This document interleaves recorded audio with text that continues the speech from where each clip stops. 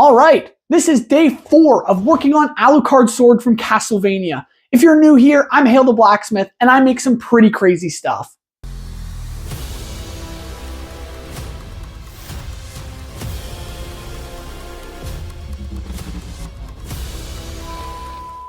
Over the past couple days, I've been forging a piece of leaf spring, 5160 high carbon steel. It started off about 28 inches long, 3.5 inches wide, and about 3/8 inches thick. This thing was a massive chunk of steel, and my goal was to forge it down to 1 inch by 1/4 inch and 63 inches long, which is pretty massive.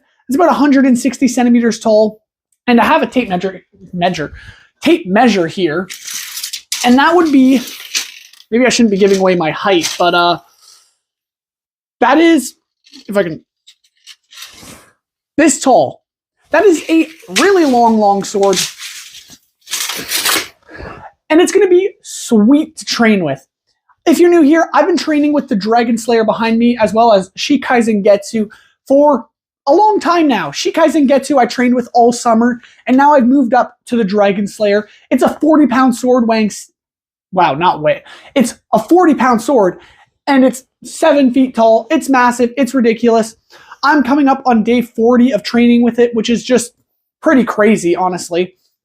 But I want to learn a lot more actual form and sword technique with a longsword, and that's why we're making Alucard sword.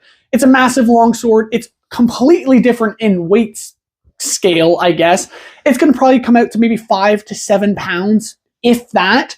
I'm not sure yet, but it'll be completely different to train with, but a lot of fun. And so for today, I've been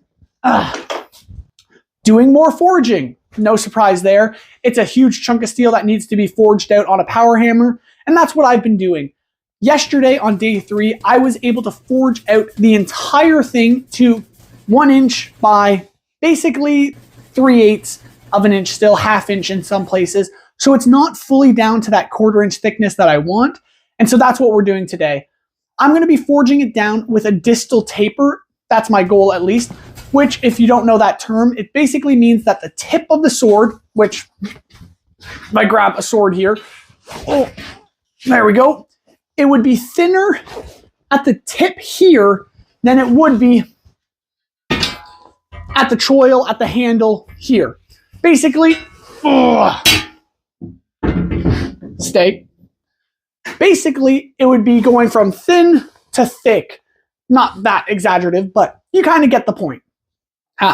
Anyways, that's what I'm going to be working on today, is trying to forge the tip thinner, then back to the handle where it'd stay about 1/4 inch, maybe 3/8 of an inch thick. This sword is really long and narrow, so it needs some thickness down the center ridge, I guess, because it'll become a diamond when I forge the bevels in. So that center fuller needs to be as thick as possible for strength and stability and stuff like that. So keeping it 3/8 of an inch, not 3/4, 3/8 of an inch down to about a 1/4 inch should give us a nice distal taper. It might even go down to 3/16 at the very end. But that's what I'm going to be working on the power hammer today. And if we get to it, hopefully I can start forging in the tang as well. I might even start with that, because once you forge the tang into a sword blade, you start to see the actual sword shape.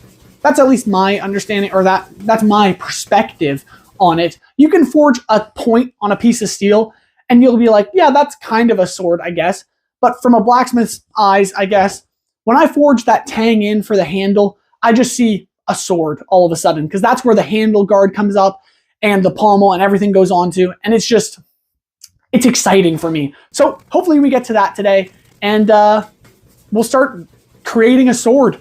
I mean, we're finally here. We're literally forging the blade now. We've been just preparing the billet of steel up to this point, but now we're actually forging. So I'm really excited. We're going to get this distal taper forged in, and then hopefully the tang as well.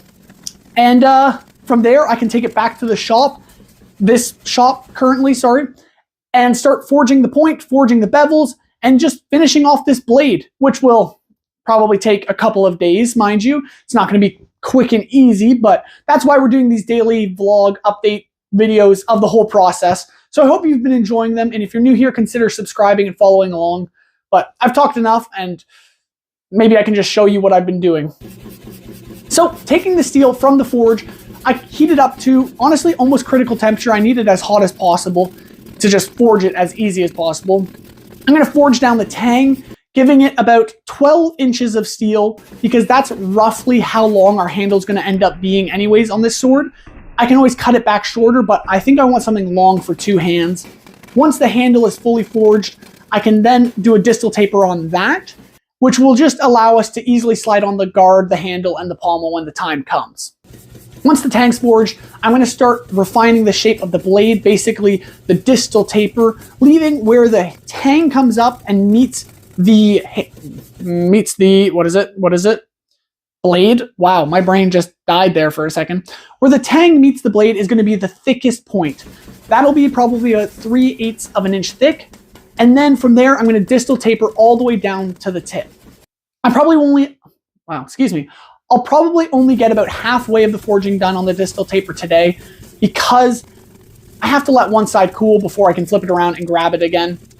And so we'll probably just call that for today, and then come back tomorrow on day 5 to finish the distal tapering, and then bring it back to this shop and start forging out our point, our bevels, and all that fun stuff. So I hope you've enjoyed. You'll consider subscribing, because this whole process is going to be awesome, and we're going to start creating a really cool sword.